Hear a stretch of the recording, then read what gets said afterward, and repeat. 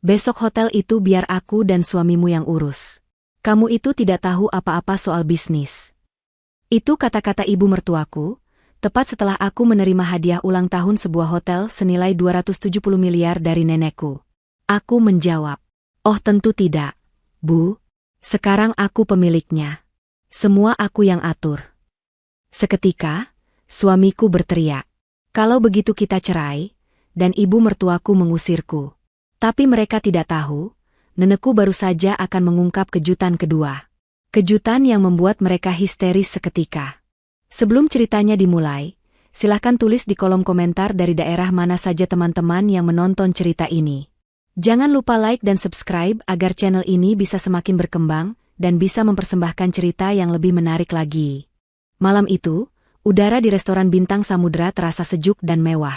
Alunan piano klasik mengalun lembut, menjadi latar bagi denting sendok dan garpu yang beradu dengan piring porselen mahal. Safira duduk dengan gamis dan hijabnya yang serasi tersemat rapi. Hari ini adalah ulang tahunnya yang ke-27. Di seberangnya, Dimas, suaminya, tampak gagah dengan kemeja batik tulis, namun matanya lebih sering tertuju pada ponsel di samping piringnya. Di samping Dimas, duduk Ibu Ratih, ibu mertuanya. Wanita itu mengenakan kalung mutiara besar dan gelang emas yang berkilau setiap kali ia menggerakkan tangan untuk mengambil udang galah di piringnya. Di sisi Safira, duduk Nenek Halimah, sumber ketenangan dan kekuatan di hidupnya. Neneknya, meski hanya mengenakan kebaya katun sederhana, memancarkan aura wibawa yang membuat seisi ruangan segan. Perayaan ini adalah ide Nenek Halimah. Makan malam itu sendiri sudah terasa canggung. Ibu Ratih tidak pernah benar-benar menyukai Safira. Di mata Ibu Ratih, Safira, yang memilih untuk mengurus rumah tangga setelah menikah, adalah wanita yang tidak punya ambisi. Safira dianggapnya hanya beruntung bisa dinikahi Dimas, putranya yang sukses bekerja di perusahaan ekspor-impor. Kenyataannya, perusahaan itu pun sebenarnya dibantu modal awalnya oleh Nenek Halimah, fakta yang sering dilupakan oleh Dimas dan ibunya. "Safira, kamu tidak tambah gemuk ya, padahal di rumah saja kerjanya," ujar Ibu Ratih di sela-sela kunyahannya. Kalimat itu terdengar seperti pujian, namun nadanya jelas sebuah sindiran. Dimas hanya tertawa kecil, "Ibu ini bisa saja." Safira tersenyum tipis, menahan perih. "Alhamdulillah, Bu. Mungkin karena banyak bergerak di rumah," jawabnya sopan. Nenek Halimah hanya mengamati, matanya yang tajam merekam setiap interaksi. Setelah hidangan penutup disajikan, Nenek Halimah berdeham pelan. Alunan piano sejenak berhenti, seolah memberi jalan. "Kita semua berkumpul malam ini untuk merayakan hari jadi cucu saya, Safira," ucap Nenek Halimah, suaranya tenang namun memenuhi ruangan. Usia 27 adalah usia yang istimewa. Usia di mana seorang wanita telah matang, tahu apa yang dia mau, dan siap memegang tanggung jawab besar. Ibu Ratih memutar bola matanya sedikit, seolah bosan. Dimas tersenyum, mengira akan ada amplop tebal atau jam tangan baru lagi untuknya, yang mewakili istrinya. Nenek Halimah lalu mengeluarkan sesuatu dari tas tangannya. Bukan kotak perhiasan, bukan kunci mobil, melainkan sebuah map kulit berwarna merah marun. Beliau menyerahkannya melintasi meja kepada Safira. Tangan Safira sedikit gemetar saat menerimanya. Dia menatap neneknya, bingung. "Buka," kata Nenek Halimah lembut. Safira membuka map itu. Di dalamnya ada setumpuk dokumen legal, akta, dan sertifikat. Di halaman paling atas, tertera nama, Grand Halimah Hotel. "Nenek, ini apa?" bisik Safira, jantungnya mulai berdebar. "Itu hadiah ulang tahunmu, Cu," kata Nenek Halimah. "Sebuah hotel yang baru selesai dibangun di pusat kota. Semua atas namamu. Nilainya, jika harus diangkakan, mungkin sekitar 270 miliar. Hening. Denting sendok yang tak sengaja dijatuhkan pelayan di ujung ruangan terdengar, seperti hantaman gong. Safira membeku. Matanya membulat, menatap dokumen di tangannya lalu ke wajah neneknya. Air mata mulai menggenang.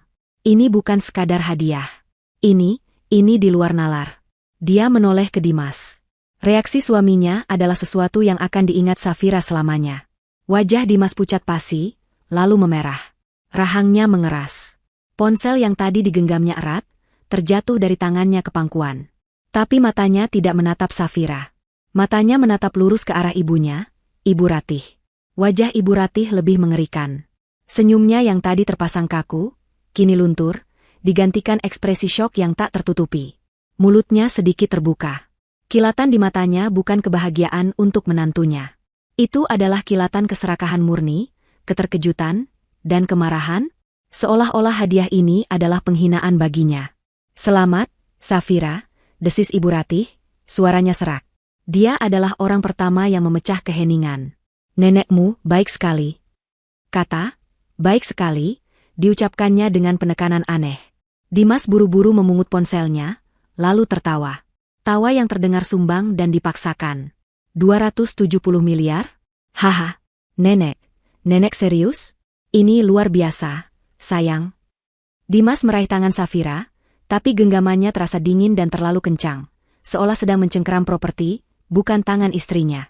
Safira terlalu bingung untuk merespons. Dia hanya bisa menatap Nenek Halimah. "Nenek, ini terlalu banyak." Safira tidak bisa. Nenek Halimah mengatupkan tangannya di atas tangan Safira yang memegang map. "Bisa. Kamu bisa. Sudah waktunya kamu memegang apa yang menjadi hakmu. Nenek percaya padamu." Sisa makan malam itu berlalu dalam kabut yang aneh. Ibu Ratih dan Dimas tiba-tiba menjadi sangat pendiam. Mereka hampir tidak bicara, tapi Safira bisa melihat mereka berdua terus-menerus bertukar pandang, berbisik tegang saat Safira pura-pura melihat ke arah lain. Atmosfer perayaan telah lenyap, digantikan oleh ketegangan yang pekat. Saat mereka bersiap untuk pulang, Safira memeluk neneknya erat. Dia merasa aman dalam pelukan itu, namun juga merasa takut akan sesuatu yang tidak bisa ia jelaskan. Nenek Halimah balas memeluknya, lalu berbisik sangat pelan, tepat di telinga Safira, sehingga hanya dia yang bisa mendengar. "Jaga dirimu baik-baik, Cu. Hadiah ini adalah ujian." Kata-kata itu mengirimkan hawa dingin ke tulang punggung Safira. Ujian. Neneknya tahu apa yang akan terjadi. Perjalanan pulang ke rumah terasa sangat panjang. Di dalam mobil mewah yang dikemudikan Dimas, tidak ada sepatah kata pun yang terucap. Radio dimatikan. Satu-satunya suara adalah deru pelan mesin dan pendingin udara. Safira duduk di kursi penumpang, memeluk map merah marun itu di dadanya seperti perisai. Dia bisa merasakan kemarahan yang terpancar dari suaminya. Dimas menggenggam kemudi begitu erat, hingga buku-buku jarinya memutih. Dia tidak menoleh sedikit pun ke arah Safira. Di kursi belakang, Ibu Ratih juga diam seribu bahasa.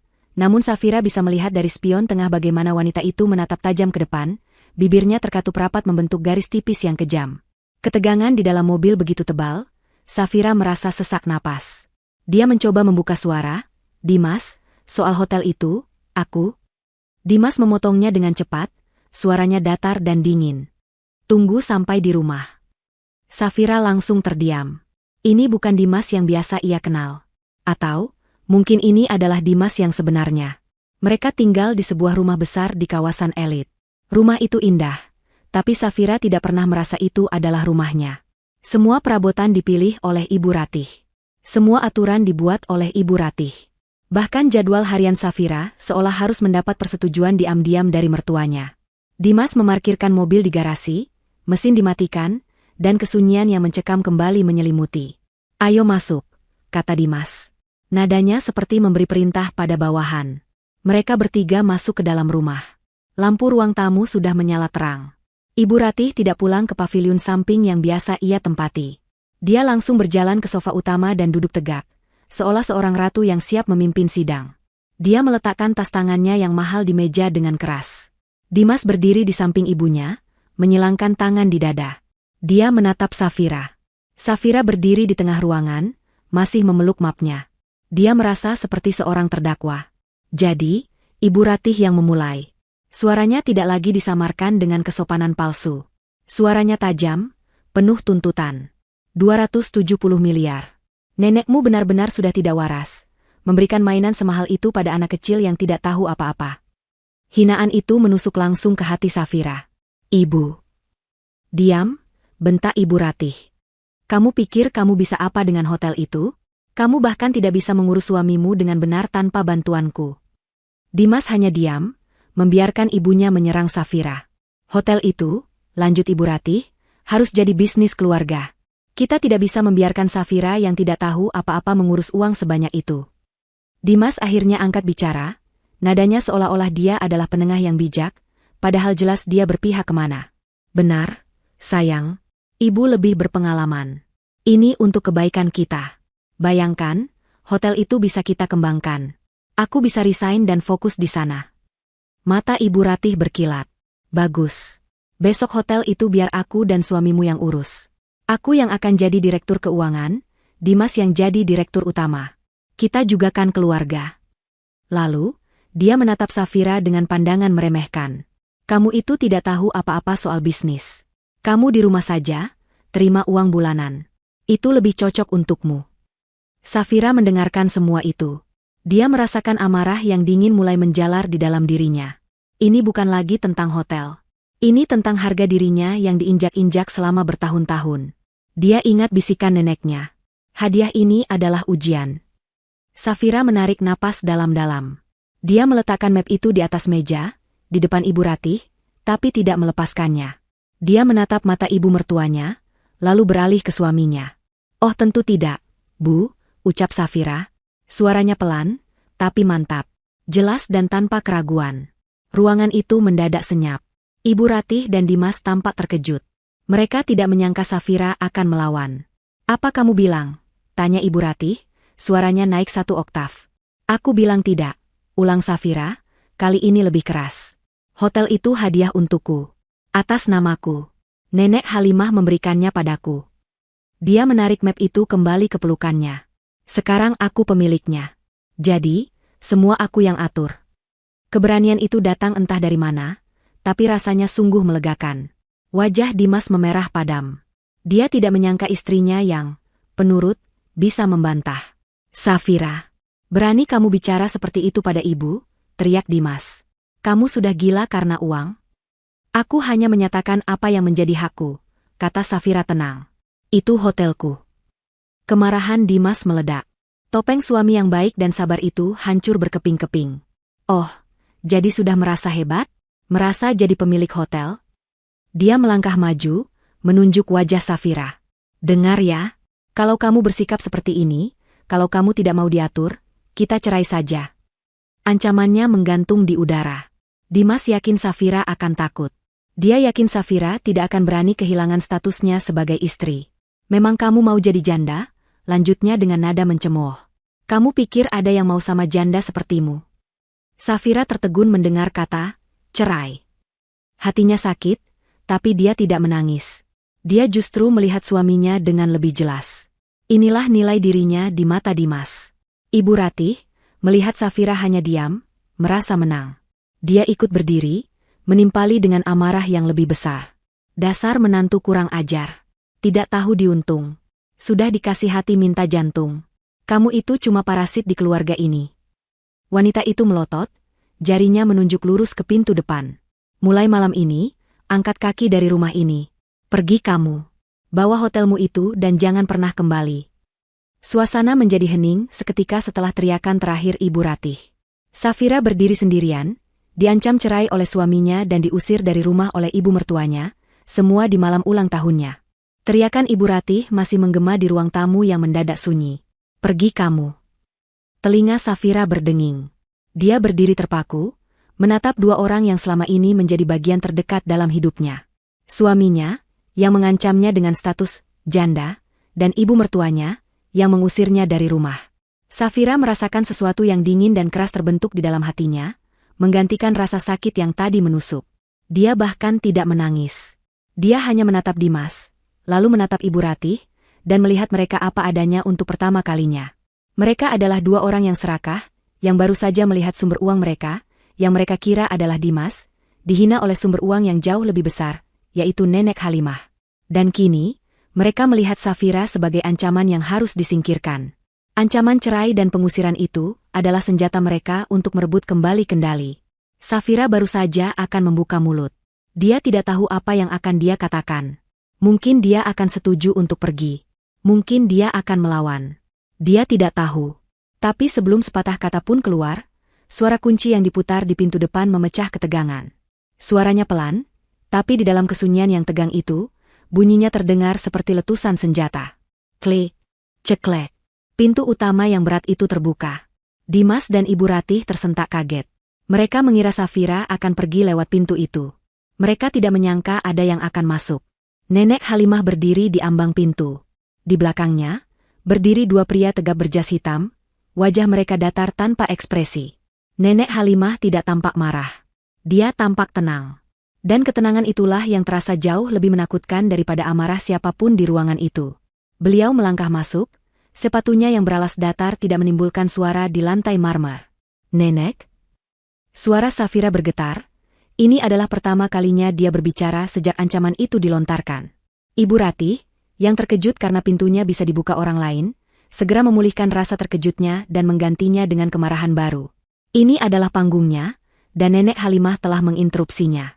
Tidak usah ikut campur, Bu, bentak Ibu Ratih, merasa wibawanya sebagai nyonya rumah terancam. Saya sedang mendidik menantu yang tidak tahu diri ini.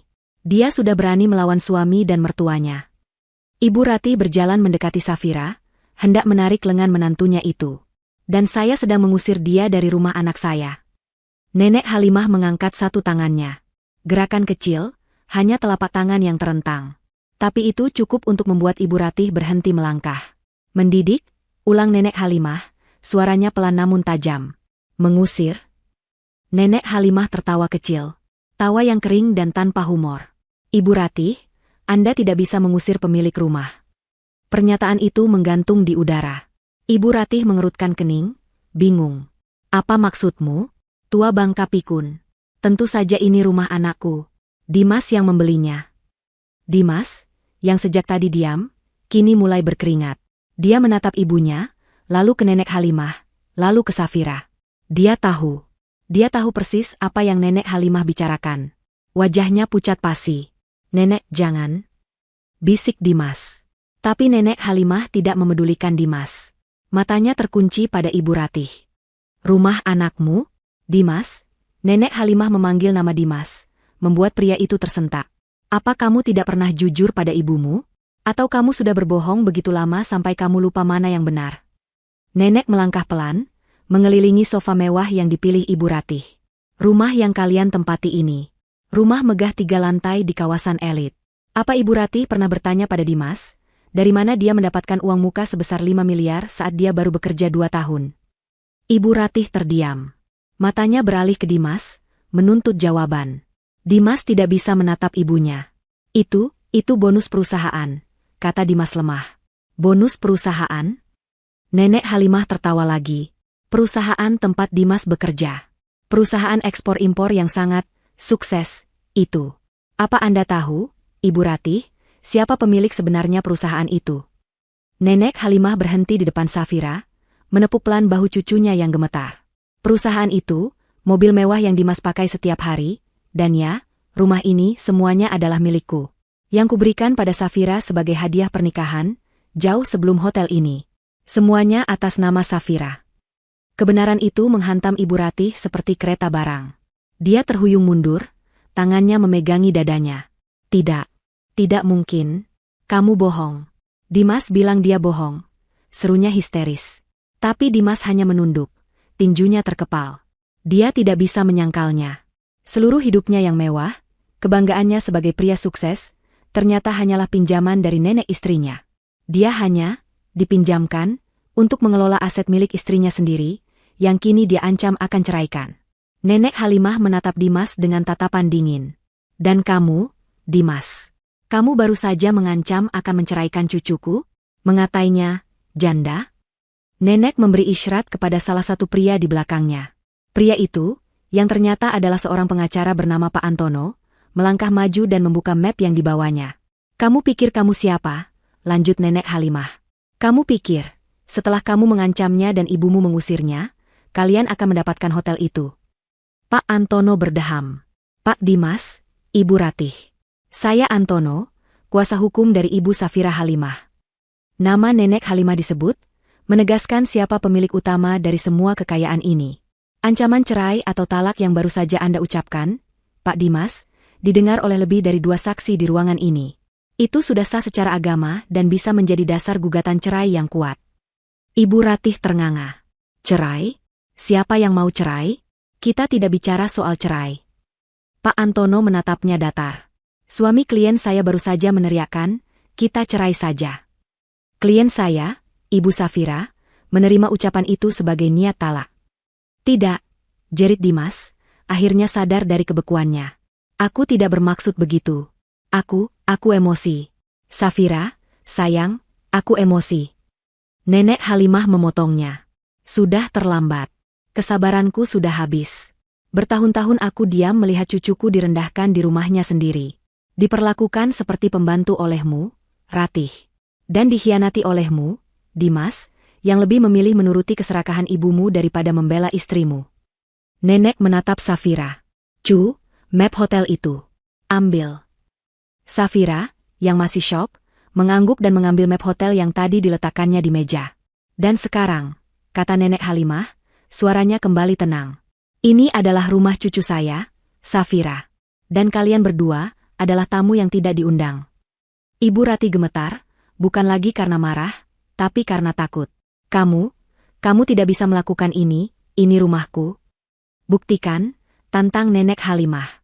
Silakan panggil polisi. Tunjukkan pada mereka sertifikat rumah ini. Oh, maaf. Sertifikatnya ada padaku. Atas nama Safira. Histeria itu meledak seketika. Ibu Ratih, menyadari bahwa semua yang dikatakan Nenek Halimah adalah kebenaran, tidak lagi berteriak pada Safira. Dia berbalik dan menyerang anaknya sendiri. Dimas, kenapa kamu tidak bilang? Kenapa kamu biarkan aku hidup dalam kebohongan ini? Dia memukuli dada Dimas dengan membabi buta. Kamu bilang kamu sukses. Kamu bilang ini semua hasil kerjamu. Ternyata kamu cuma numpang hidup sama istri. Pria macam apa kamu? Dimas, yang harga dirinya sudah hancur lebur, mendorong ibunya hingga wanita itu terjatuh ke sofa. Ini semua karena ibu. Ibu yang tidak pernah puas. Ibu yang selalu membanding-bandingkanku. Ibu yang menyuruhku meminta lebih dan lebih. Ibu yang membuatku jadi serakah. Teriak Dimas, wajahnya basah oleh keringat dan air mata penyesalan. Aku cinta sama Safira. Dulu. Cinta? Nenek Halimah mendengus. Cintamu hanya sebatas materi, Dimas. Ibu Ratih, dari sofa, melolong seperti serigala terluka. Dia tidak menangisi kesalahannya. Dia menangisi kemewahan yang akan hilang. Dia berguling, meraih kaki meja, seolah memeluk hartanya untuk terakhir kali. Tidak. Ini rumahku. Aku yang memilih gorden ini. Aku yang memilih sofa ini. Kalian tidak bisa mengambilnya dariku, jeritnya. Pemandangan itu begitu menyedihkan sekaligus memuakan.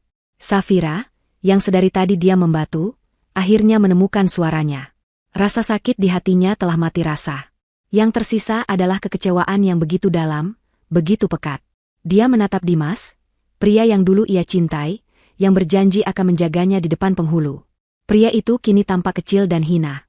Jadi, selama ini, bisik Safira, semua perlakuanmu, semua kata-kata manismu, itu karena aku punya akses ke uang nenek. Dimas tidak sanggup menatap mata istrinya. Dia jatuh berlutut. Bukan di depan Safira, tapi di depan Nenek Halimah. Nek, ampun. Nek, saya hilaf. Saya mohon, jangan ambil semuanya. Jangan ceraikan kami. Saya janji akan jadi suami yang baik untuk Safira. Saya akan melawan ibu saya. Saya janji. Ibu Ratih menjerit mendengar itu. Anak durhaka. Kamu lebih memilih perempuan ini daripada ibumu sendiri. Diam, Bu, bentak Dimas. Ibu tidak sadar kita akan jadi gelandangan malam ini. Pak Antono, sang pengacara, melangkah maju lagi, mengabaikan drama keluarga yang menjijikan itu. Nyonya Ratih, Pak Dimas. Klien kami, Ibu Safira, meminta Anda berdua untuk segera mengosongkan properti miliknya. Mengosongkan? Ibu Ratih bangkit. Sekarang? Ini sudah malam. Kami mau tidur di mana? Itu bukan urusan klien kami, jawab Pak Antono datar. Anda telah mengancam dan mengusir pemilik rumah yang sah. Status Anda kini adalah penerobos. Safira. Dimas merangkak, mencoba meraih kaki Safira. Sayang, tolong, jangan lakukan ini. Ini rumah kita. Safira mundur selangkah, seolah sentuhan Dimas bisa menularkan racun. Dia menatap wajah pria itu. Wajah yang dulu ia puja, kini hanya tampak asing dan penuh kepalsuan. Dia teringat semua malam ketika Dimas memuji masakan ibunya lebih enak dari masakannya. Dia teringat semua kesempatan ketika Dimas membelikan ibunya tas mahal, sementara memberinya izin untuk membeli baju baru saat diskon. Dia teringat ancaman cerai dan sebutan janda tadi. Safira menarik napas panjang.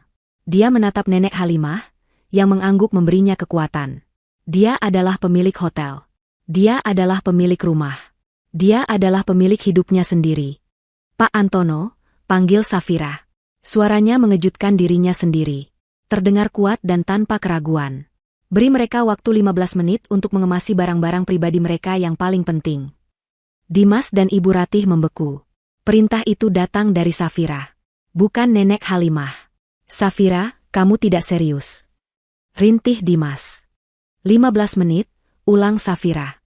Pria berjas satu lagi, yang ternyata adalah seorang petugas keamanan pribadi, akan mengantar kalian ke kamar untuk mengambil barang, dan memastikan kalian tidak mengambil apapun yang bukan milik kalian. Ibu Ratih pingsan. Kali ini benar-benar pingsan. Matanya memutar ke atas dan tubuhnya ambruk ke lantai. Dimas panik. Ibu. Safira tolong, ibuku pingsan. Panggil ambulans. Safira menatap tubuh mertuanya yang terkulai, lalu menatap Dimas. Nenek, apa kita punya nomor ambulans? Nenek Halimah tersenyum tipis. Pak Antono, tolong urus. Pengacara itu mengeluarkan ponselnya. Ambulans akan datang. Sambil menunggu, waktu 15 menit Anda sudah berjalan, Pak Dimas. Sebaiknya Anda mulai berkemas untuk Anda dan ibu Anda. Dimas terbelah. Antara ibunya yang pingsan dan ancaman kehilangan segalanya. Dia meraung frustrasi. Dia berlari ke atas, ke kamarnya dan Safira, mantan kamarnya, dan terdengar suara barang-barang dilempar. Petugas keamanan mengikutinya dari belakang. Safira tetap di ruang tamu. Dia tidak naik. Dia tidak ingin melihat kamar itu lagi. Tak lama kemudian, petugas medis datang bersamaan dengan keluarnya Dimas membawa satu koper besar dan satu tas jinjing milik ibunya. Ibu Ratih, yang ajaibnya siuman tepat saat petugas medis mengangkatnya ke tandu, mulai meratap lagi. Hartaku, tasku, perhiasanku. Sudah di dalam tas, Bu, desis Dimas, malu. Mereka digiring keluar pintu. Di ambang pintu, Dimas berhenti. Dia menoleh ke belakang. Menatap Safira, yang berdiri tegak di samping neneknya, memeluk map hotelnya. Wajahnya basah oleh air mata, tapi bukan air mata penyesalan. Itu air mata kemarahan dan kekalahan. Safira, kamu akan menyesal? Ancamnya lemah. Safira menatapnya lurus di mata. Kamu bilang, aku akan jadi janda. Kamu salah. Suaranya dingin dan menusuk. Aku akan jadi wanita bebas yang kaya raya. Dan kamu, yang baru saja mengancam akan menceraikanku di depan saksi, kamu yang akan jadi gelandangan. Safia mengangguk ke petugas keamanan. Pintu ditutup. Suara raungan ambulans dan teriakan Ibu Ratih perlahan menjauh. Safira bersandar di pintu, kakinya tiba-tiba terasa lemas seperti jeli. Dia menatap Nenek Halimah, dan akhirnya, air mata haru dan kelegaan itu mengalir. Pagi hari datang dengan keheningan yang asing. Untuk pertama kalinya dalam 3 tahun pernikahannya, Safira bangun di kamarnya sendirian. Tidak ada suara dengkuran pelan Dimas di sampingnya, tidak ada suara ketukan di pintu dari Ibu Ratih yang menyuruhnya segera membuat sarapan. Yang ada hanya hamparan sprei dingin di sisi lain tempat tidur dan cahaya matahari pagi yang menembus gorden tebal, menerangi debu-debu yang berterbangan. Keheningan itu terasa memekakan telinga. Rumah besar yang selama ini terasa sesak dan menindas, kini terasa kosong dan terlalu luas. Safira duduk di tepi tempat tidur, memeluk lututnya. Dia merasa lega, tentu saja. Beban yang selama ini menghimpit dadanya terasa terangkat. Tapi di bawah kelegaan itu, ada rasa takut yang baru. Dia bebas. Tapi apa yang harus dia lakukan dengan kebebasan ini? Dia kini pemilik rumah besar, dan sebuah hotel bernilai ratusan miliar. Dia, Safira, yang selama ini dicap, tidak tahu apa-apa soal bisnis. Dia mandi dan berganti pakaian. Saat dia turun ke ruang makan, aroma kopi segar dan roti panggang menyambutnya. Nenek Halimah sudah duduk di meja makan, membaca koran pagi seolah-olah tadi malam tidak terjadi apa-apa. Selamat pagi, Cu, sapa Nenek Halimah, melipat korannya. Tidurmu nyenyak? Safira hanya tersenyum tipis dan duduk. Bei Asih, asisten rumah tangga yang bekerja di rumah itu jauh sebelum Safira menikah, meletakkan sepiring nasi goreng di depannya. Bei Asih menatapnya dengan senyum maklum. Jelas dia sudah tahu apa yang terjadi semalam. Nenek, Safira takut, aku Safira jujur, suaranya pelan. Safira tidak tahu harus mulai dari mana. Hotel bisnis. Safira benar-benar tidak tahu apa-apa, seperti kata Ibu Ratih. Nenek Halimah meletakkan cangkir kopinya. Beliau meraih tangan cucunya. Kamu pikir nenek akan memberikan mainan 270 miliar pada orang yang tidak tahu apa-apa? Nenek Halimah tersenyum misterius. Safira, ingat saat nenek memintamu mengurus pembukuan yayasan amal kita 3 tahun lalu? Kamu bilang itu terlalu rumit. Safira ingat, Nek, laporannya berantakan. Dan kamu merapikannya, lanjut nenek. Ingat saat nenek memintamu menganalisis proposal investasi dari 3 perusahaan rintisan tahun lalu? Kamu bilang kamu tidak mengerti. Safira hanya memilih yang paling masuk akal, yang produknya jelas, kata Safira. Dan perusahaan itu sekarang nilainya naik 3 kali lipat, kata nenek Halimah. Dan ingat saat nenek memintamu meninjau ulang semua kontrak vendor untuk catering haji kita? Kamu menemukan ada penggelembungan dana sebesar 20%. Safira terdiam. Dia mulai mengerti. Semua itu, nenek sedang melatihmu, potong nenek Halimah. Aku sudah melihat sifat asli Dimas dan ibunya sejak lama. Aku tahu hari ini akan datang. Aku tidak bisa memberimu kekayaan tanpa memberimu senjata untuk melindunginya. Kamu tidak tahu apa-apa, Safira. Kamu hanya belum sadar seberapa banyak yang kamu ketahui. Kamu punya insting bisnis yang tajam, kamu teliti, dan kamu jujur. Itu lebih dari cukup. Kata-kata nenek Halimah seperti bensin yang menyulut api kecil di dalam diri Safira. Rasa takut itu tidak hilang, tapi kini ada tekad yang mendampinginya. Pak Antono akan tiba sebentar lagi, kata nenek. Kita akan ke Grand Halimah Hotel. Sudah waktunya sang pemilik menyapa karyawannya. 1 jam kemudian, sebuah sedan hitam mewah berhenti di lobi Grand Halimah Hotel. Bangunan itu menjulang tinggi, kaca-kacanya berkilauan memantulkan matahari pagi. Ini adalah pertama kalinya Safira melihatnya dari dekat. Jantungnya berdebar kencang. Saat dia melangkah masuk, didampingi nenek Halimah dan Pak Antono, seluruh staf lobi membungkuk hormat. Mereka telah diberitahu bahwa pemilik baru akan datang. Safira, dengan hijabnya yang sederhana namun elegan, berjalan melewati lobi yang megah itu, kepalanya terangkat tegak. Mereka langsung menuju ruang rapat utama di lantai penthouse. Seluruh manajer departemen sudah menunggu. Ada sekitar 12 orang, pria dan wanita, semuanya berpakaian necis. Mereka berdiri serempak saat Safira masuk. Safira duduk di kursi utama di ujung meja, dengan nenek Halimah di satu sisi dan Pak Antono di sisi lain. Keheningan terasa tegang. Safira bisa melihat tatapan mereka.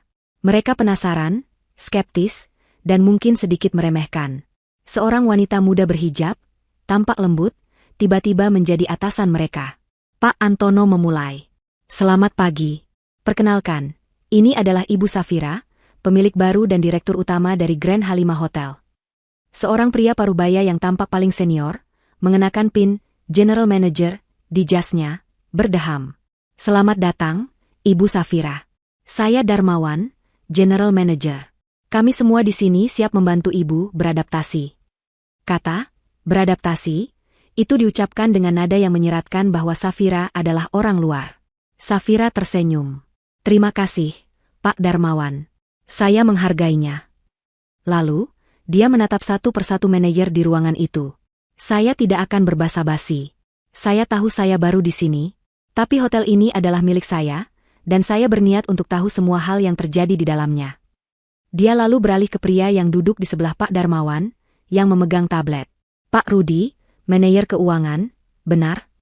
Pria bernama Rudi itu sedikit terkejut karena Safira tahu namanya. Iya, Bu. Saya sudah melihat laporan keuangan singkat semalam, kata Safira, membuat seisi ruangan kaget.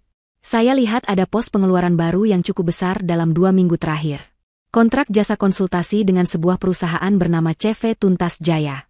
Bisa Anda jelaskan itu konsultasi untuk apa?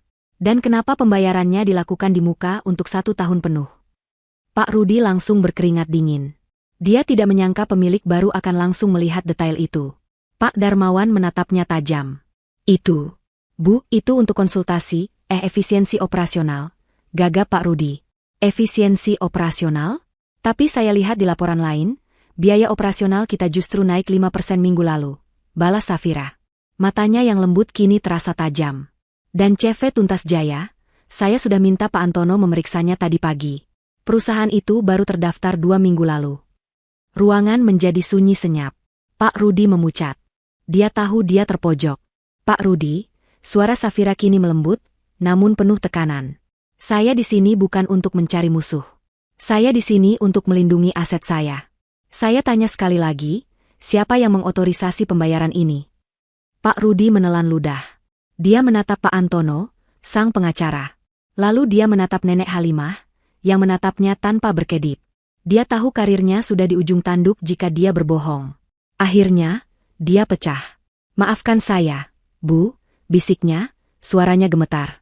Perintah itu datang dari Pak Dimas.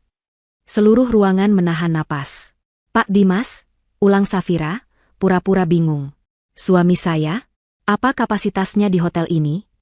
Beliau bilang beliau mewakili keluarga pemilik. Lanjut Pak Rudi, kini pasrah. Beliau bilang ini untuk mengamankan sebagian aset sebelum Ibu mengambil alih secara penuh. Beliau yang membawa kontraknya dan memaksa saya memproses pembayarannya hari itu juga. Beliaulah yang menyuruh saya membuat kontrak konsultasi palsu itu. Pengakuan itu adalah bom. Safira merasakan getaran kemenangan yang dingin. Ini adalah langkah pertamanya. Dia menatap seluruh manajer. Mulai hari ini, katanya tegas, saya umumkan akan ada audit eksternal penuh untuk semua departemen. Dan Pak Rudi, terima kasih atas kejujuran Anda. Tolong berikan semua dokumen terkait CV Tuntas Jaya dan semua korespondensi Anda dengan Pak Dimas kepada Pak Antono. Sementara Safira mengambil langkah pertamanya sebagai Ratu Hotel, Dimas dan Ibu Ratih merasakan kejatuhan pertama mereka. Ambulans yang membawa Ibu Ratih yang pingsan tadi malam, setelah diperiksa di UGD dan dinyatakan sehat walafiat, menagih mereka biaya penuh karena dianggap panggilan palsu. Mereka tidak punya uang tunai sebanyak itu. Dengan sisa uang di dompet Dimas, mereka akhirnya menyewa sebuah kamar losmen kecil yang pengap di pinggir kota. Kamar itu berbau rokok dan kamper. Kipas angin di langit-langit berputar pelan, menimbulkan suara berderit yang menyayat telinga. Ibu Ratih duduk di tepi tempat tidur, masih mengenakan gaun pestanya yang mewah tadi malam, kini tampak kotor dan kusut. Matanya bengkak karena menangis. Tapi air matanya sudah kering, digantikan oleh kemarahan yang membara. Gelandangan. Kita jadi gelandangan. Desisnya, suaranya serak. Ini semua salahmu, Dimas. Salahmu. Kenapa kamu begitu bodoh? Kenapa kamu tidak bilang kalau semua itu milik Safira? Dimas sedang mondar-mandir di ruangan sempit itu seperti singa dalam kandang. Wajahnya merah padam.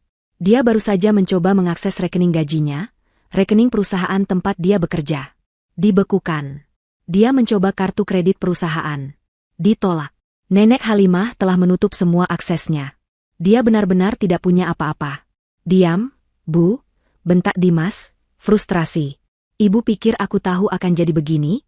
Aku pikir aku sudah mengendalikannya. Aku pikir dia akan takut saat aku ancam cerai. Ternyata nenek tua itu sudah meracuni otaknya. Lalu sekarang bagaimana? Ratap Ibu Ratih. Kita mau makan apa? Kita mau tinggal di mana? Perhiasanku, tasku, semua ketinggalan di rumah terkutuk itu. Dimas berhenti mondar-mandir. Matanya tertuju pada laptop butut yang dia lempar ke atas tempat tidur. Satu-satunya barang elektronik berharga selain ponselnya yang berhasil dia bawa. Sebuah ide gila dan jahat mulai terbentuk di benaknya. Dia masih punya satu senjata. Sesuatu yang sangat pribadi. Ibu benar, kata Dimas. Matanya berkilat licik. Kita tidak boleh menyerah begitu saja. Dia sudah menghina kita. Dia sudah mempermalukan kita. Sekarang, giliran kita yang membuat dia berlutut. Ibu Ratih menatap anaknya. Apa rencanamu? Safira boleh punya hotel, desis Dimas. Tapi aku punya masa lalunya. Dia membuka laptop itu. Di dalam folder lama yang tersembunyi, dia masih menyimpan arsip-arsip lama. Foto-foto dan video dari masa bulan madu mereka. Saat itu, Safira belum semantap sekarang dalam berhijab. Ada foto-foto dia di pantai, mengenakan kaos tanpa lengan dan celana pendek. Ada video mereka tertawa di kamar hotel, Safira dengan rambut tergerai. Tidak ada yang pornografi. Tapi di mata publik, untuk seorang wanita berhijab yang kini menjadi CEO hotel ternama, foto-foto itu adalah skandal. Itu adalah aib yang bisa menghancurkan reputasinya. Kamu suaminya, bisik Ibu Ratih, matanya kini ikut berkilat. Dia mengerti arah pikiran Dimas. Kamu punya hak. Gunakan itu. Hancurkan dia. Dimas menyeringai. Dia membuka aplikasi pesan, mengirimkannya langsung ke nomor Safira. Kamu pikir kamu menang? Kamu pikir kamu bisa membuangku dan ibu seperti sampah? Kamu salah besar, Safira. Dia lalu melampirkan satu foto. Foto Safira yang sedang tertawa, rambutnya basah tergerai di tepi kolam renang. Aku punya banyak foto, liburan, kita. Foto-foto yang menunjukkan, Bu CEO, yang asli itu seperti apa. Aku yakin para manajer barumu akan suka melihat ini. Transfer 50% nilai hotel itu ke rekening baruku dalam 24 jam. Atau, semua orang akan melihat betapa munafiknya kamu. Klik. Pesan terkirim. Dimas bersandar, merasa menang. Dia yakin Safira akan takut. Dia yakin Safira akan melakukan apa saja untuk menjaga citra wanita solehahnya. Di penthouse Grand Halimah Hotel, Safira baru saja selesai rapat maraton dengan tim audit. Dia lelah, tapi puas. Ponselnya bergetar. Dia membukanya, mengira itu dari Nenek Halimah. Matanya terpaku pada layar. Foto itu. Kenangan itu. Lalu pesan ancaman di bawahnya. Perutnya serasa melilit. Rasa mual naik ke tenggorokannya. Ini berbeda. Ini bukan tentang uang atau rumah. Ini tentang kehormatannya. Dia merasa telanjang. Dia merasa kotor. Dia merasa seperti yang Dimas inginkan, lemah dan takut. Tangannya gemetar. Dia segera berlari ke kantor Nenek Halimah yang berada di sebelah ruangannya. Nenek Halimah dan Pak Antono sedang meninjau dokumen saat Safira masuk tanpa mengetuk. Wajahnya pucat pasi. "Nek?" bisiknya, menyerahkan ponsel itu. Nenek Halimah melihat foto itu, lalu membaca pesannya. Wajahnya yang tenang langsung mengeras. "Pria hina," desisnya, suaranya penuh racun. Pak Antono membacanya dari balik bahu nenek. "Safira? Safira harus bagaimana? Nek? Kasih saja yang dia minta." Safira tidak mau foto-foto itu. Safira mulai terisak. "Tidak," kata Nenek Halimah tegas. "Kita tidak bernegosiasi dengan teroris." Pak Antono justru terlihat tenang. Bahkan, ada sedikit senyum tipis di bibirnya. "Bu Safira, tolong tenang," katanya. "Jangan dibalas. Jangan katakan apa-apa." "Tapi Pak, ini," kata Pak Antono, menunjuk ponsel Safira, "adalah anugerah. Hadiah terbaik yang bisa dia berikan pada kita." Safira dan Nenek Halimah menatapnya bingung. "Suami Anda," lanjut Pak Antono, "baru saja melakukan 2 tindak pidana sekaligus. Pemerasan, dan pelanggaran berat Undang-Undang ITE tentang penyebaran konten pribadi tanpa izin. Ditambah dengan bukti percobaan penggelapan aset hotel yang diberikan Pak Rudi tadi, posisi kita dalam gugatan cerai dan gugatan pidana menjadi sangat kuat." "Dia baru saja menyerahkan kepalanya di atas piring perak," kata Pak Antono. "Dia baru saja memberi kita peluru untuk menembak dirinya sendiri." Safira berhenti menangis. Rasa takutnya mulai berganti menjadi amarah yang dingin. Apa yang harus Safira lakukan? "Kita akan segera mendaftarkan gugatan cerai talak hari ini juga," jelas Pak Antono. "Dan kita akan membuat laporan polisi atas percobaan pemerasan ini. Biarkan dia menunggu transfer yang tidak akan pernah datang. Biarkan dia cemas. Dalam kepanikannya, dia pasti akan membuat kesalahan lagi." Safira menarik napas dalam-dalam. Dia menatap Pak Antono, lalu Nenek Halimah. Dia mengangguk. "Lakukan, Pak Antono," katanya, suaranya kini stabil. "Gunakan semua yang perlu. Saya tidak mau melihat wajahnya lagi, kecuali di pengadilan." Waktu 24 jam yang diancamkan oleh Dimas berlalu dalam keheningan.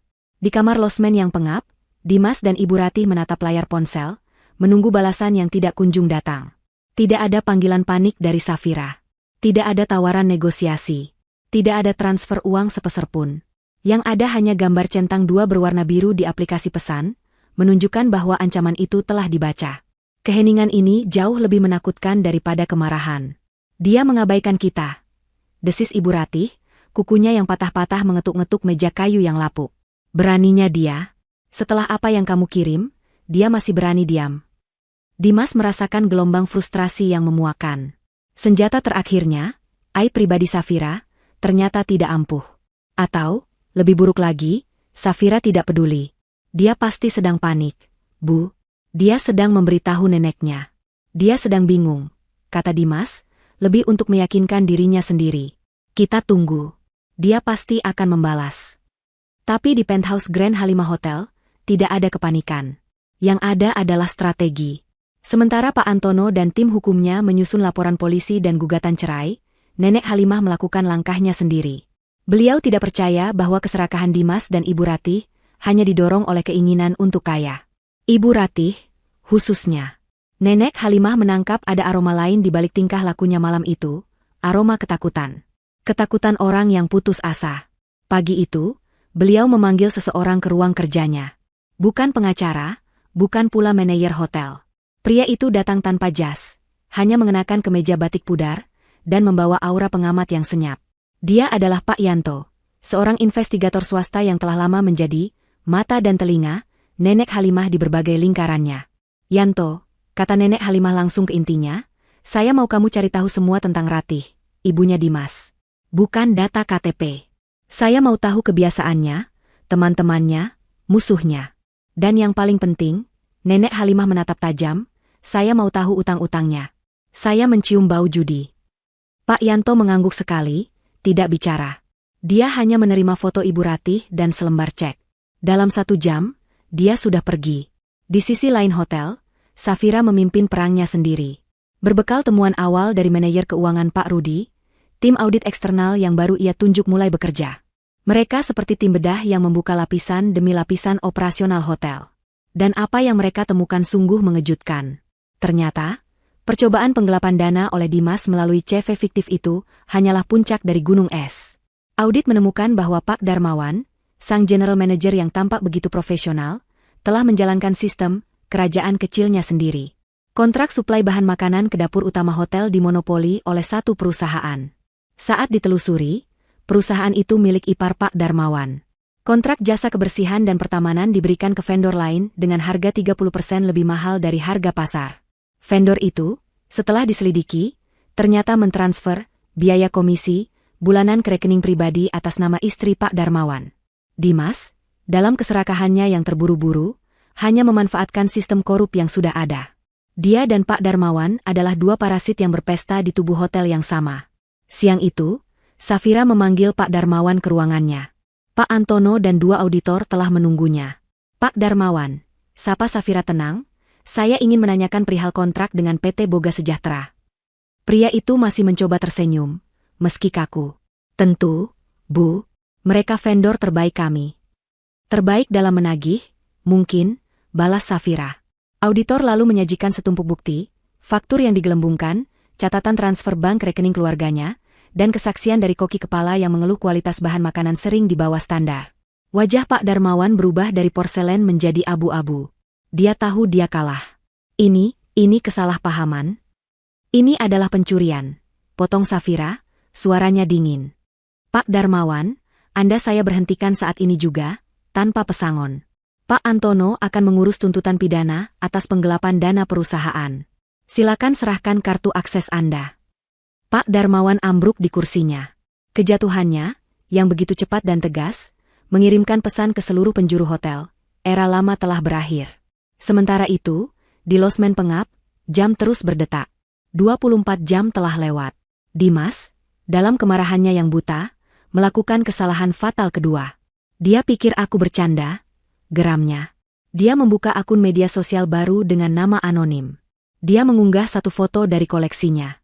Foto itu tidak jelas, hanya menunjukkan bagian belakang kepala Safira dengan rambut yang sedikit basah. Dia menambahkan tulisan, penasaran dengan wajah asli Bu CEO Halimah? Ini baru permulaan. Lalu, dia menandai lokasi Grand Halimah Hotel. Waktumu habis, Safira. Bersiaplah jadi terkenal. Ketiknya di pesan baru ke Safira, melampirkan tautan ke akun tersebut. Tapi dia tidak tahu, tim keamanan digital Nenek Halimah sudah mengantisipasi ini. Dalam hitungan menit, akun itu dilaporkan secara massal dan ditangguhkan oleh platform. Foto itu lenyap bahkan sebelum sempat dilihat oleh siapapun. Malam harinya, Pak Yanto kembali menemui Nenek Halimah. Dia membawa sebuah map tipis. Sesuai dugaan Anda, Nyonya, katanya pelan. Ibu Ratih punya masalah besar. Utang judi. Awalnya arisan bodong, lalu masuk ke lingkaran judi kartu kelas atas. Kalah besar. Untuk menutupi itu, dia meminjam dari rentenir. Nenek Halimah mendengarkan dengan saksama. Berapa? Total utang pokoknya, dari 3 rentenir berbeda, sekitar 5 miliar rupiah. Dengan bunganya, mungkin sudah menyentuh 7 miliar, lapor Pak Yanto. Safira, yang baru bergabung setelah rapat, menutup mulutnya kaget. 5 miliar. Dia berencana menggunakan hotel itu, simpul Nenek Halimah. Dia ingin menjadikan hotel cucu saya sebagai mesin ATM pribadinya untuk membayar utang judinya. Ada lagi, Nyonya, lanjut Pak Yanto. Para penagih utang itu bukan orang sembarangan. Mereka sudah memberi Ibu Ratih batas waktu terakhir. Batas waktunya, kemarin. Mereka sedang kalap mencarinya. Nenek Halimah menatap laporan di tangannya. Sebuah alamat losmen tertera di sana. Pak Yanto sudah menemukannya. Mereka tahu Ibu Ratih kehilangan sumber uangnya, bisik Pak Yanto. Mereka tidak akan main-main lagi. Nenek Halimah terdiam sejenak. Lalu dia menatap Pak Yanto. Bagus. Sudah waktunya para penagih utang itu tahu di mana dia bersembunyi. Perang dimulai di dua front yang berbeda. Pagi-pagi sekali, Pak Antono, dengan setelan terbaiknya, melangkah keluar dari mobilnya di depan kantor polisi resor kota. Dia tidak datang dengan tangan kosong. Dia membawa map tebal berisi laporan resmi. Laporan itu atas nama Safira. Tuntutannya jelas. Percobaan pemerasan, pelanggaran berat Undang-Undang ITE pasal penyebaran konten pribadi, dan pencemaran nama baik. Buktinya tak terbantahkan. Ada tangkapan layar pesan ancaman pertama dari Dimas. Ada foto pribadi Safira yang dikirimkan. Ada tautan ke akun media sosial anonim yang sudah mati itu, lengkap dengan ancaman kedua. Polisi, melihat nama besar, Halimah, di balik laporan itu dan bukti digital yang begitu kuat, segera bertindak. Ini adalah kasus prioritas. Surat perintah penjemputan untuk Dimas segera diproses. Pada jam yang sama, di Pengadilan Agama, tim hukum Pak Antono yang lain mendaftarkan gugatan cerai talak. Gugatan itu bahkan lebih tebal. Isinya adalah rekaman lengkap dari malam ulang tahun Safira, termasuk ucapan talak eksplisit Dimas yang disaksikan oleh 3 orang. Ditambah lagi, bukti percobaan penggelapan dana hotel yang didapat dari Pak Rudi. Dan sebagai paku terakhir di peti mati pernikahan itu, dilampirkan pula salinan laporan polisi tentang pemerasan. Safira tidak menuntut apa-apa selain perceraian secepat mungkin dan penetapan bahwa Dimas tidak berhak atas 1 rupiah pun harta Gonogini, karena telah melakukan nusyus berat dan tindak kriminal terhadap istrinya. Proses hukum yang biasanya memakan waktu berbulan-bulan, kini dipercepat karena bukti yang luar biasa lengkap. Di front ketiga, yang lebih gelap dan tanpa hukum, Nenek Halimah mengeksekusi langkahnya. Melalui Pak Yanto, sebuah pesan anonim dikirim dari ponsel sekali pakai. Pesan itu singkat, dikirim ke nomor yang dikenal sebagai tangan kanan salah satu rentenir terbesar di kota. Isinya, Ratih, Losmen Melati, kamar 207. Jalan Kramat. Dia bersama putranya. Pesan terkirim. Ponsel itu dipatahkan dan dibuang ke sungai. Nenek Halimah mencuci tangannya, lalu kembali meminum teh paginya. Umpan telah disebar. Di kamar 207 Losmen Melati, suasana seperti di neraka. Dimas dan Ibu Ratih sedang berteriak satu sama lain. Bodoh, bodoh, jerit Ibu Ratih, melempar bantal butut ke arah Dimas. Rencanamu gagal total. Akunnya hilang. Tidak ada yang melihat. Sekarang kita tidak punya apa-apa. Kamu sudah menghancurkan segalanya. Aku, balas Dimas tak kalah keras. Aku yang menghancurkan? Coba ibu lihat diri ibu. Kalau saja ibu tidak serakah malam itu. Kalau saja ibu diam. Kita masih bisa pelan-pelan mengambil alih hotel itu. Tapi tidak. Ibu harus berteriak seperti orang gila. Ibu yang menghancurkan segalanya. Beraninya kamu menyalahkan ibumu. Saat pertengkaran itu mencapai puncaknya, pintu kamar mereka tidak diketuk. Pintu itu langsung ditendang hingga jebol dari selnya. Brak! 3 pria berbadan besar dan berwajah keras masuk ke ruangan sempit itu. Bau alkohol dan rokok kretek langsung memenuhi ruangan. Ibu Ratih menjerit tertahan. Dia langsung mengenali wajah pemimpinnya. Bang Jaka. Bisiknya, gemetar. Pria yang dipanggil Bang Jaka itu tertawa, memamerkan gigi emasnya. Oh, akhirnya ketemu juga, Bu Ratih. Susah sekali ya carinya. Pindah rumah mewah, ya? Matanya melirik sinis ke sekeliling kamar losmen yang menyedihkan. Mana uang kami, Ratih? Sudah sebulan lebih dari janji. Bunganya sudah jalan terus ini. Ibu Ratih merosot ke lantai. Sabar, Bang, saya belum punya uang saya. Bang Jaka memberi isyarat. Salah satu anak buahnya langsung menjambak rambut Ibu Ratih, memaksanya berdiri. Sabar, bentaknya. Kami sudah sabar. Mana hartamu? Mana jaminanmu? Dimas, yang awalnya membeku karena takut, mencoba bertindak. Hei, jangan sentuh ibu saya. Kalian siapa? Bang Jaka menoleh ke Dimas. Dia mengamati Dimas dari atas ke bawah. "Oh, ini, investasi, barumu, Ratih? Ini putramu yang katanya, sukses, itu." Anak buahnya yang lain mendorong Dimas hingga terbentur dinding. "Kamu anaknya? Bagus. Berarti kamu yang akan bayar utang ibumu." "Utang apa?" tanya Dimas, suaranya bergetar. "Ibumu ini," kata Bang Jaka, "punya utang pokok 5 miliar sama kami. Sekarang, sama bunga dan biaya cari, totalnya 7,5. Bayar sekarang." Dimas merasa dunianya runtuh. 5 miliar?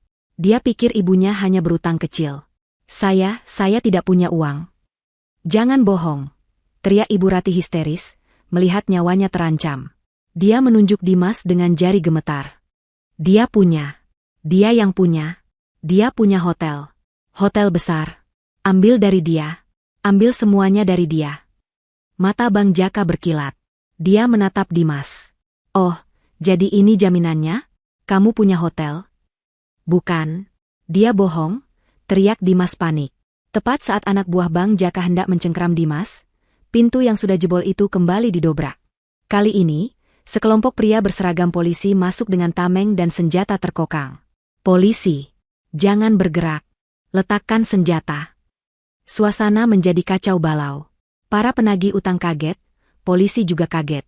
Mereka datang untuk menjemput satu tersangka pemerasan, tapi malah menemukan 3 tersangka rentenir yang sedang menyandera. Para penagih utang, yang hanya bermodal pisau lipat, segera menyerah di bawah todongan senjata api. Mereka diborgol. Polisi lalu beralih ke Dimas.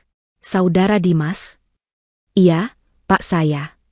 Anda kami tahan atas laporan percobaan pemerasan dan pelanggaran Undang-Undang ITE," kata petugas, membacakan surat perintahnya.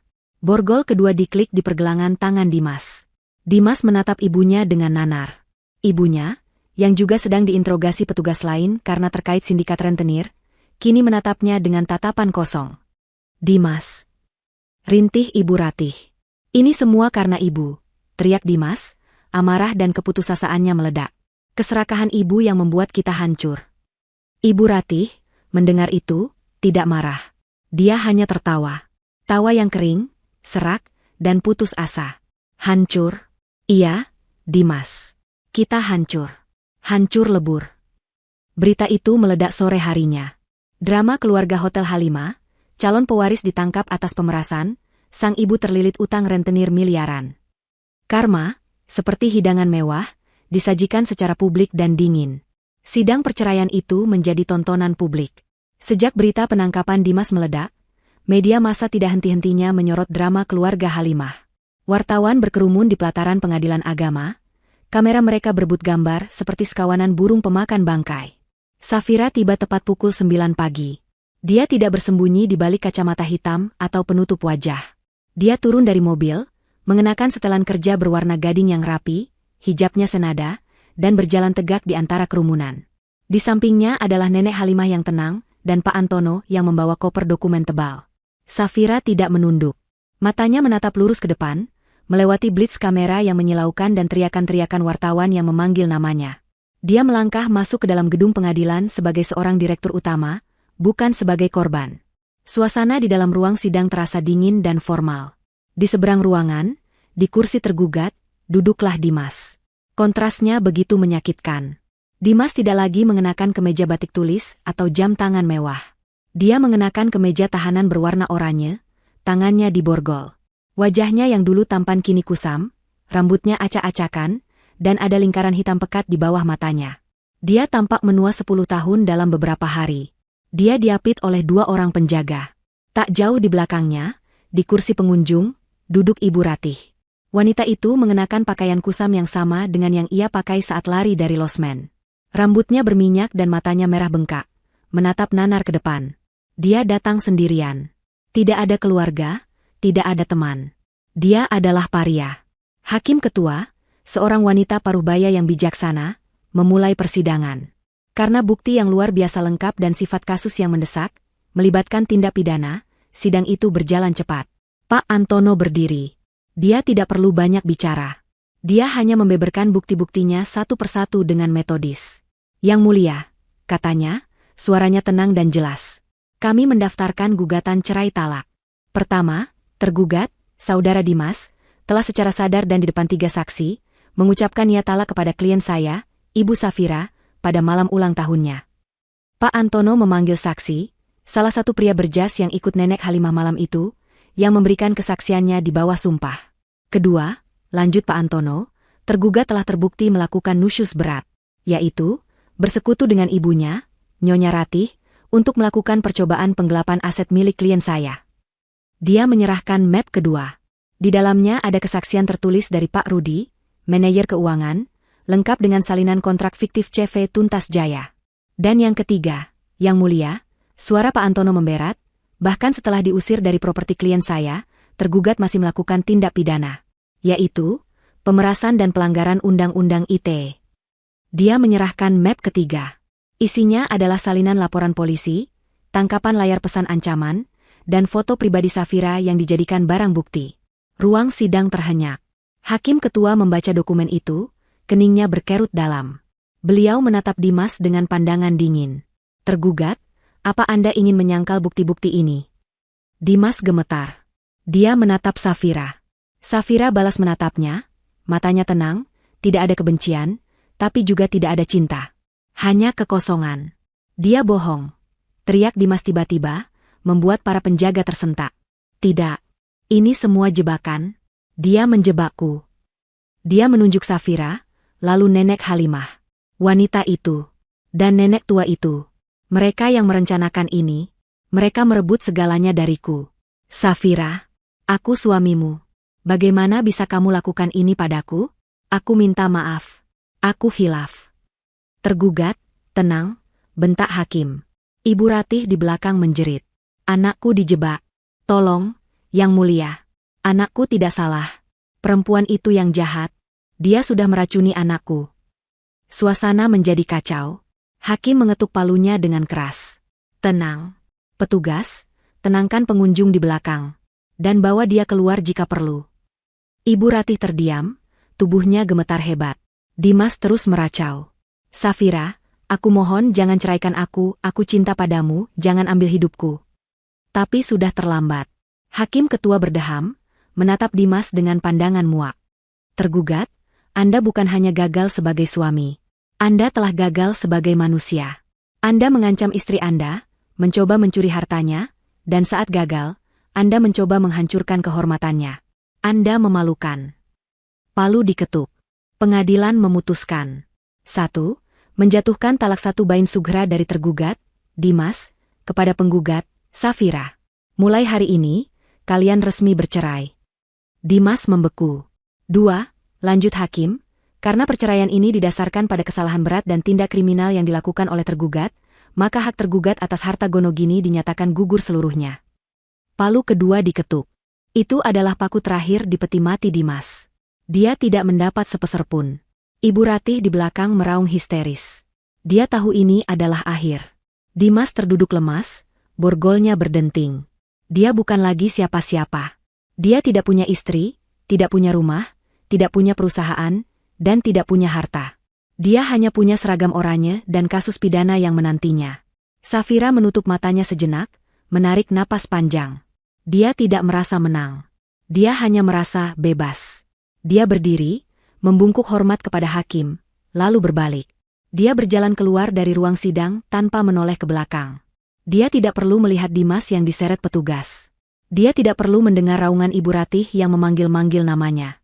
Di luar, blitz kamera kembali meledak. Tapi kali ini, Safira berhenti. Dia berdiri di depan puluhan mikrofon.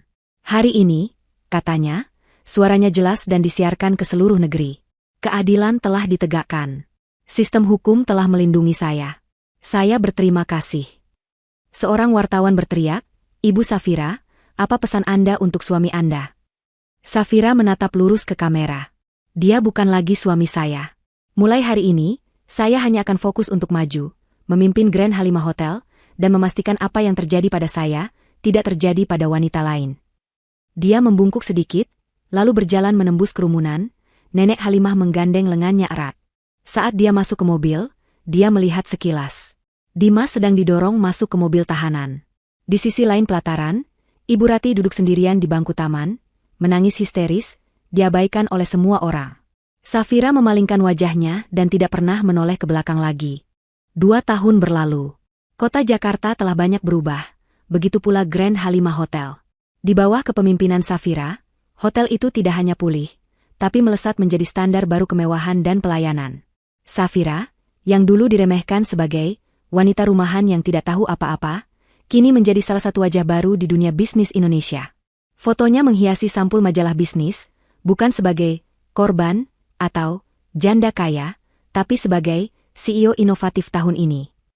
Dia merombak total manajemen hotel, mempromosikan Pak Rudi yang jujur menjadi direktur keuangan yang baru, dan membangun tim yang solid berdasarkan integritas, bukan nepotisme. Hotel itu kini memiliki 3 cabang baru yang sedang dibangun di Bali dan Surabaya. Hari itu, Safira berdiri di podium di ballroom utama hotelnya sendiri. Ratusan tamu penting, pejabat, dan wartawan hadir. Dia tidak lagi mengenakan setelan gading yang kaku. Dia mengenakan gaun batik modern yang dirancang khusus, hijabnya memancarkan keanggunan. Dia tidak sedang meresmikan hotel baru. Hari ini, dia meresmikan Yayasan Halimah Cahaya Ibu. Saya berdiri di sini, kata Safira, suaranya menggema di ruangan, bukan hanya sebagai CEO. Saya berdiri di sini sebagai seorang wanita yang pernah merasa takut dan tidak berdaya. Saya pernah diancam. Saya pernah direndahkan. Dan saya tahu, di luar sana, ada ribuan wanita lain yang masih terjebak dalam situasi itu. Matanya menatap lurus ke hadirin, penuh empati dan kekuatan. Yayasan ini adalah janji saya. Janji yang dibuat dari rasa sakit saya sendiri. Kami akan memberikan perlindungan hukum gratis, pelatihan keterampilan bisnis, dan tempat tinggal aman bagi para wanita dan anak-anak korban kekerasan dalam rumah tangga. Kami akan mengubah ketakutan mereka menjadi kekuatan. Di barisan depan, Nenek Halimah menyeka air mata harunya. Beliau tidak bisa lebih bangga lagi. Cucunya telah melewati ujian terberat dalam hidupnya dan keluar bukan hanya sebagai pemenang, tapi sebagai pelindung bagi orang lain. Tepuk tangan membahana. Safira turun dari panggung, dan dia kini benar-benar menjadi ratu. Bukan hanya ratu hotel, tapi ratu di atas kerajaannya sendiri, yang dibangun di atas pilar kekuatan dan kebaikan hati. Dia telah mengubah racun yang dilemparkan padanya menjadi obat bagi orang lain. Di tempat lain, di sudut kota yang kumuh dan terlupakan, sebuah adegan kontras yang brutal sedang terjadi. Di dalam ruang kunjungan penjara yang suram dan berbau disinfektan murah, Dimas duduk di balik kaca tebal. Dia kini kurus, tatapannya kosong. Hukuman 5 tahun penjara atas pemerasan dan percobaan penipuan telah merenggut sisa-sisa semangatnya. Seorang wanita tua duduk di seberang kaca, memegang gagang telepon dengan tangan gemetar. Itu adalah Ibu Ratih. 2 tahun telah menghancurkannya. Dia tidak lagi tinggal di rumah mewah, atau bahkan losmen. Dia tinggal di sebuah kamar kos sempit, hasil belas kasihan seorang kerabat jauh. Untuk menyambung hidup, dia bekerja. Dia bekerja sebagai pencuci piring di sebuah warung makan Padang dekat terminal. Seluruh hartanya yang disita rentenir tidak pernah kembali. Dia hidup dalam kemiskinan yang dulu selalu ia hina. "Kamu bawa apa?" tanya Dimas, suaranya datar, melalui telepon internal yang berderit. Ibu hanya punya sedikit nasi bungkus." Bisik Ibu Ratih, malu. "Nasi lagi?" bentak Dimas. "Aku butuh uang, Bu, bukan nasi." Di dalam sini keras. "Ibu tidak mengerti?" "Ibu tidak punya uang, Dimas." Ratap Ibu Ratih. "Gaji ibu habis untuk bayar sewa kos. Kamu pikir ibu hidup enak? Ini semua karena kamu. Kalau saja kamu tidak bodoh. Kalau saja kamu dengar kata ibu dari awal untuk menguasainya pelan-pelan." "Sudah terlambat menyalahkan, Bu," balas Dimas, amarahnya tersulut. "Ini semua juga karena keserakahan ibu. Utang judi 5 miliar. Ibu gila. Ibu yang menyeretku ke neraka ini." "Anak durhaka," jerit Ibu Ratih, memukul kaca. Petugas penjara segera membentaknya. Waktu kunjungan habis. Telepon dimatikan. Dimas digiring kembali ke selnya. Ibu Ratih berjalan keluar dari penjara, gontai. Dia kembali ke warung makan tempatnya bekerja. Bau gulai dan keringat menyengat hidungnya. Dia berjalan ke dapur belakang yang kotor, untuk melanjutkan tumpukan piring kotornya. Saat dia sedang menggosok panci gosong, sebuah televisi tua di sudut warung menyiarkan berita sore. Ibu Ratih tidak sengaja mengangkat wajahnya. Di layar itu, dia melihatnya. Dia melihat Safira. Safira yang bersinar, Safira yang cantik, Safira yang sedang diwawancarai tentang peluncuran yayasan barunya. Ibu Safira, Anda adalah inspirasi, kata si pembawa acara. Ibu Ratih membeku. Tangannya yang memegang sabut baja berhenti bergerak. Dia menatap wanita di layar itu. Wanita yang dulu ia sebut, tidak tahu apa-apa. Wanita yang ia usir. Wanita yang kini memiliki segalanya yang pernah ia impikan. Sementara dia, Ibu Ratih, tidak memiliki apa-apa selain tumpukan piring kotor dan penyesalan yang abadi. Dia tidak menangis. Air matanya sudah kering. Dia hanya menatap layar, kosong. Karma telah dibayar lunas.